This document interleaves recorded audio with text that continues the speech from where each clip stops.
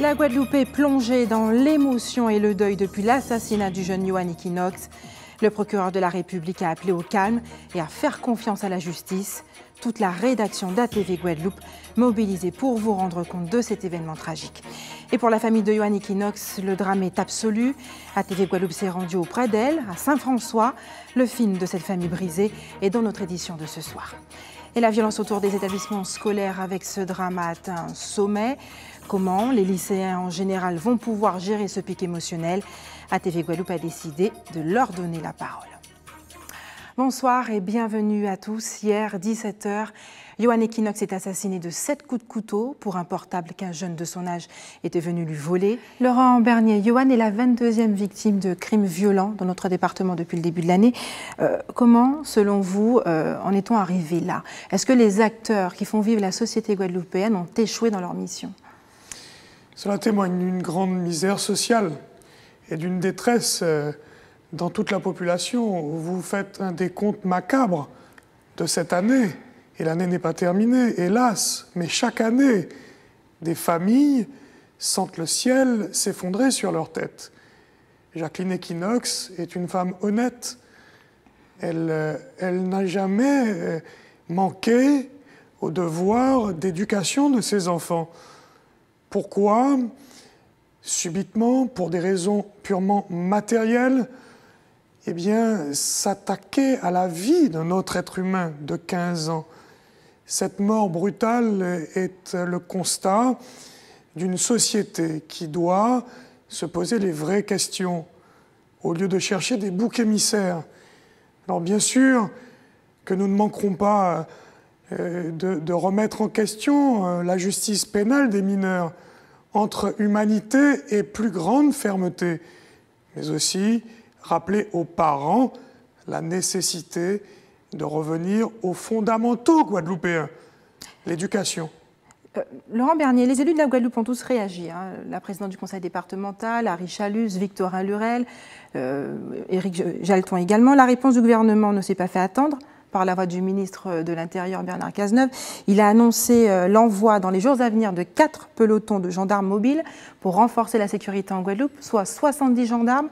Cette réponse suffit-elle, selon vous? L'heure n'est pas à la polémique, mais vous comprenez bien que face à... Il s'agit d'avoir un avis quand même. Est-ce que selon vous, la réponse du gouvernement immédiate, 70 gendarmes de plus, suffit? Vous prétendez que la réponse ne s'est pas fait attendre, mais cela fait des mois qu'elle est attendue, cette réaction. Et c'est la visite d'un député socialiste qui a sans doute déclenché la volonté du gouvernement. Et ce sont les faits qui se sont produits hier soir qui les ont précipités par voie de communiqué de presse. Par conséquent, nous savons très bien que pour mettre en place un dispositif durable, il faut plus que des gendarmes mobiles. C'est bien, c'est appréciable et merci au gouvernement d'avoir enfin compris la nécessité d'envoyer des troupes. Mais ce sont des moyens durables et permanents, des moyens logistiques, des moyens technologiques, des moyens qui renforcent la cohésion entre justice, vous l'avez entendu, et police. Des moyens en prison pour assurer que le système de droit soit respecté. Et je le rappelle, la responsabilité des parents peut être aussi évoquée. Craignez-vous que les Guadeloupéens se fassent justice eux-mêmes? Aujourd'hui, on a entendu plusieurs témoignages tout à l'heure, même dans le reportage, de cette dame qui dit « maintenant je vais m'armer pour me défendre ». Nous devons résister à cette volonté-là, mais c'est humain. Chacun d'entre nous, moi-même qui ai un enfant de 14 ans, aurait subi telle menace ou tel désespoir, aurait peut-être dit des choses qui dépassent ma pensée.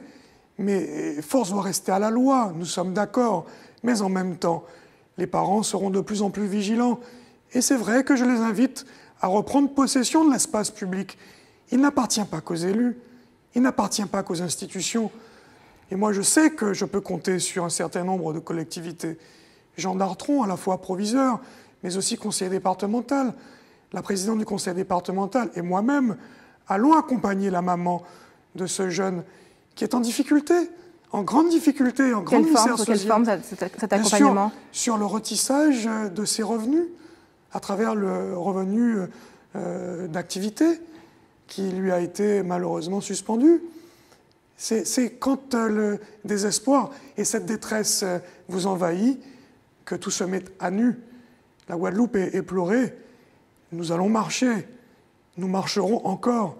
Mais combien d'entre nous encore devront subir ce genre d'affre? Vous parlez justement de cette parole qui se libère, les langues qui se délient. Ce crime a suscité de nombreuses réactions. Hein. Les gens ont exprimé leur colère sur les réseaux sociaux, avec des mots parfois qui incitent à la haine, et, en ciblant la communauté, en tout cas les ressortissants de la Dominique, puisque ce jeune homme, l'auteur présumé, est originaire de la Dominique. Est-ce que vous regrettez ces attitudes? Je m'inscris en faux contre la stigmatisation, mais en même temps, le présumé coupable, quand il sera appréhendé, l'auteur présumé, ou auteur présumé de ce qui s'est passé, puisqu'il faut respecter le droit, ne fait pas du bien à sa communauté. Et par conséquent, il ne faut pas la stigmatiser, cette communauté, parce qu'elle n'est pas la seule responsable. Ce qui est important de savoir, c'est comment, ensemble, nous allons prendre nous-mêmes, ensemble, quels que soient nos grades, nos responsabilités, les devants, afin d'anticiper tout risque nouveau potentiel.